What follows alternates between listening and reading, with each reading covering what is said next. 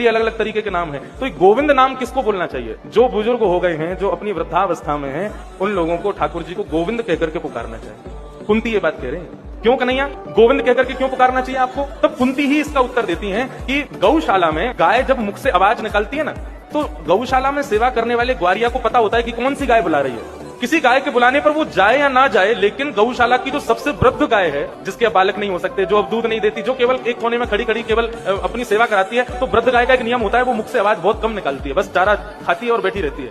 लेकिन यदि कभी वृद्ध गाय बोलती है तो गौशाला का जो ग्वारिया होता है ना, वो तुरंत जाता है, अरे आज ये कैसे बोली।